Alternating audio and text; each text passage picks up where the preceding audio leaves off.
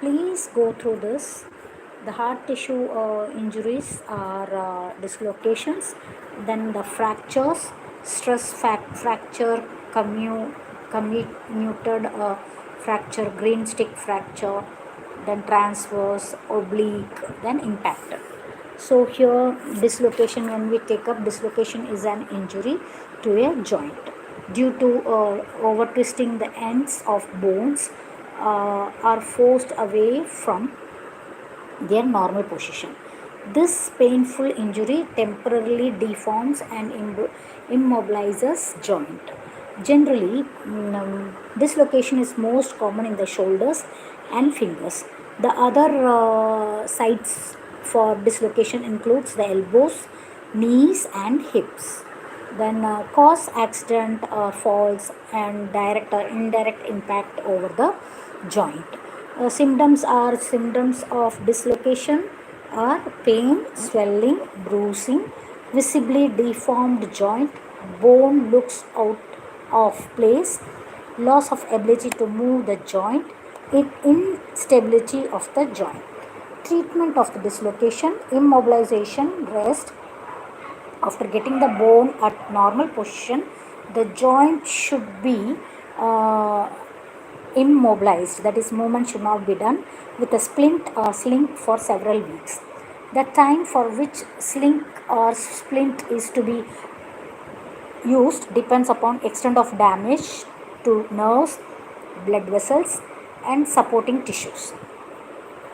Manipulation, that is, during this process the doctor may try some gentle movements around the affected joint to help the bones back into position. In case of severe pain, local anesthetic procedures are adopted.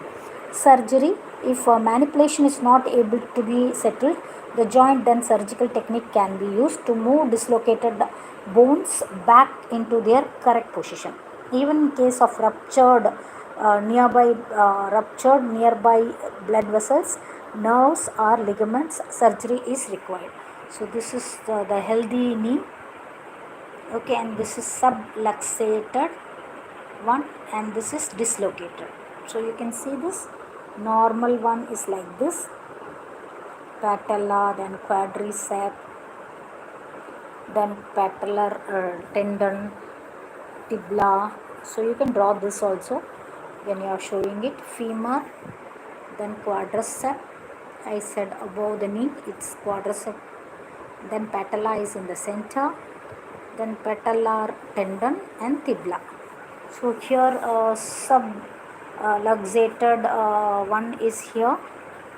Okay, you slightly it has got twisted, and here it is completely dislocated. Trochlea is seen here. So this is about dislocation. Then next we are going to see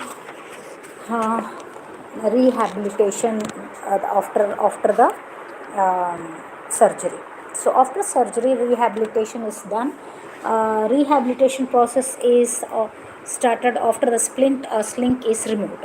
For the dislocated joint, the rehabilitation exercise should be designed in such a way the gradual load is given. The aim of rehabilitation is to restore normal range of motion and strength, range of motion and strength around the joint.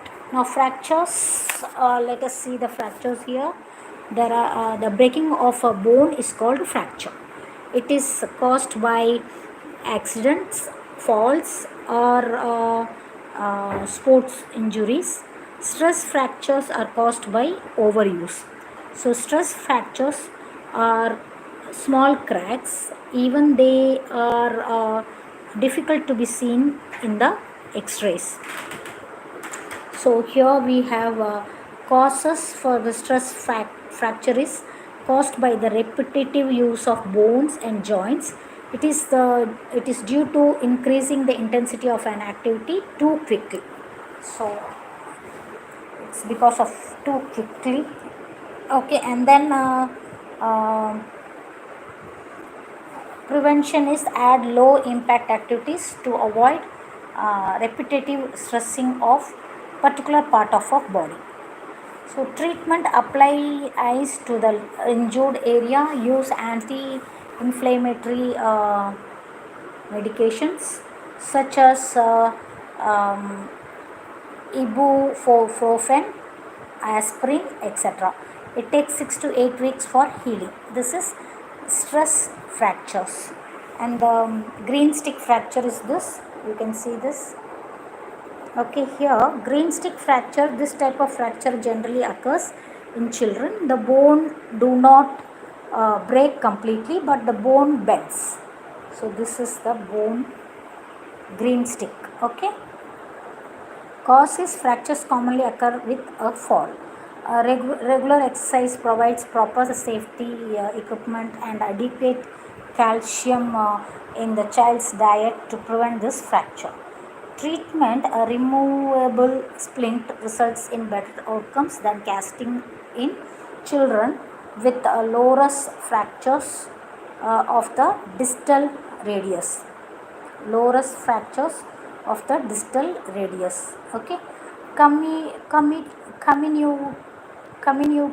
fracture is this. So here this type of occurs in children. The okay, this comminuted fracture, yeah, that was about green stick, and this one is comminuted. The bone is broken into many small pieces on at the site of the fracture. So bone is broken very badly. It happens due to some direct or indirect trauma or violence can be caused for comminuted fracture. Prevention, eating food rich in calcium and regular exercise can help in the prevention of this fracture. Treatment, since bone fragments are jammed together, using surgical nails, wire plates are required for treatment of this fracture. Then transverse fracture. This is transverse fracture. Okay. So it has an angle here actually. Okay, just you can see here. This type of fracture is caused due to breaking of bone at right angle with the axis of the bone. Okay, with the axis of the bone, it's broken at a right angle with the axis of the bone. Caused due to large amount of force transmitted directly to the bone. Prevention, doing weight bearing exercises will make the bone stronger.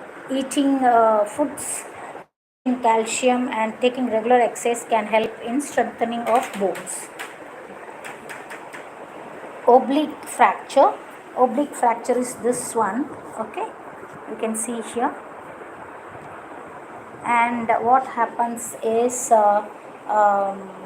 in this type of fracture, the bone breaks diagonally. The cause is as a result of fall or accident.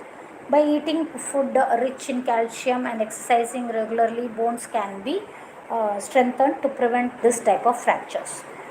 Treatment, depending upon the severity of the fracture, anti-inflammatory medication, resetting and pain reliever can reduce the pain. So now we will see impacted fracture.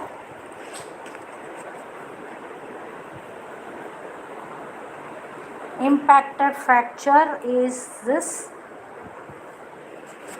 and நான் மேலே வரல. An impacted fracture occurs when the broken end. An impacted fracture occurs when the broken ends of the bone are jammed together by the force of the injury.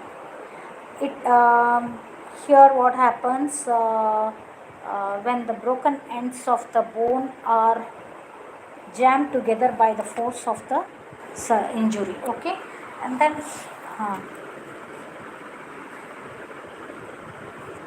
prevention, weight bearing exercise and intake of calcium in food can help to prevent this type of fracture. Treatment, a sling or splint may be required to keep the broken bones in place. So that movement of the sharp ends of the broken bones is prevented and also prevents further damage to the bone. So this is about treatment of the impacted bones. Okay, impacted fracture, and this is open end and this is closed type of fracture. Okay, so here we will now see little bit about first aid. First aid is most important and immediate care given to the victims of an accident. And if the first aider is confused, he or she should not attempt, because the wrong treatment can cause more damage. First aid is generally performed by someone with a basic medical training. So this is about first aid, and aims and objective of giving first aid is to prepare properly for any emergent situation and act quickly and calmly. To care life threatening conditions first, to minimize further injury, infection, complications, to make the victims comfortable, to transport the victim to a medical facility as per necessity. Okay, the key guiding aims and objectives of first aid is given below. So prevent further injury, prevent deterioration. 3 P's are there: preserve life, and then promote recovery. So these are the three things, 3 P's of the first aid. Okay. So aims: preserve life, prevent deterioration, and promote recovery. The first aim of the first aid is to preserve life by carrying out emergency first aid procedures. The best example is in case of drowning, performing cardiopulmonary resuscitation, that is CPR. Preserving life should always be the overall aim of the first aider, keeping in mind that the first aider should not put his or her life in danger. Then prevent deterioration. The second aim of first aid is to prevent the victim's condition from deteriorating any further. For example, in case of compound fracture, use of splint will prevent the fracture bone from moving. Then promotes recovery. Lastly, the last aim of the first aider is to promote recovery by arranging prompt emergency medical help. For example, rapidly cooling a burned area will reduce the risk of long term scarring and will encourage early healing. So the principles we all know: no panic, do no harm, then CPR administration, immediately medical help. So first 30 minutes after symptoms begins, observe the risk of the dying from heart attack and all that. Okay, so don't use hydrogen peroxide for open wounds.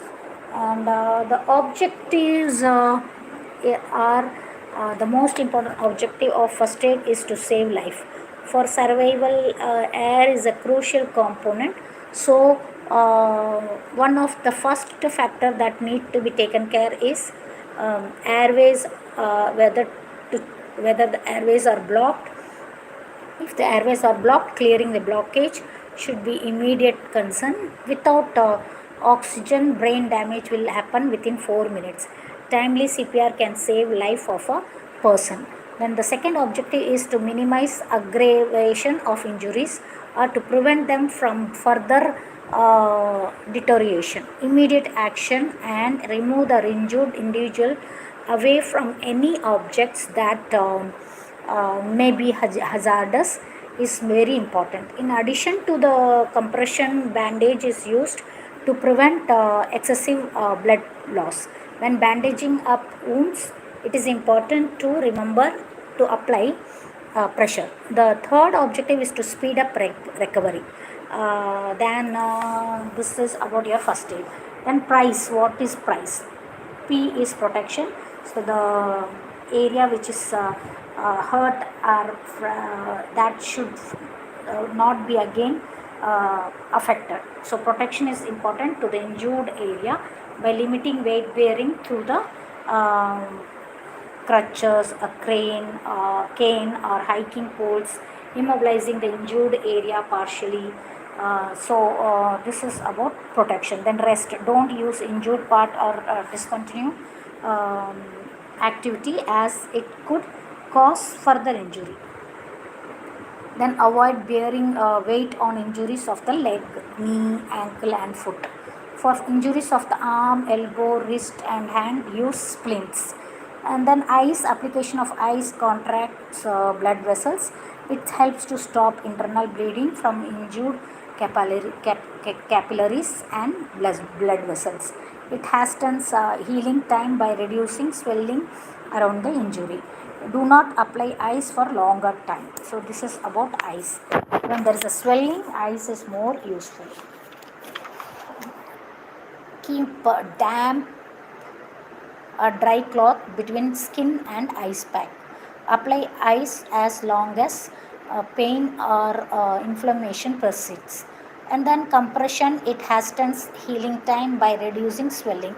It decreases seeping of fluid into injured area from adjacent tissues.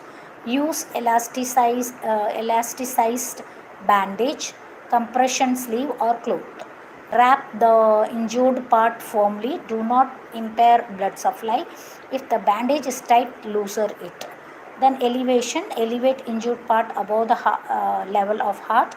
Use objects and pillows. So this is about uh, physiology and injuries in sports lesson. So with this I will end today's live. Thank you.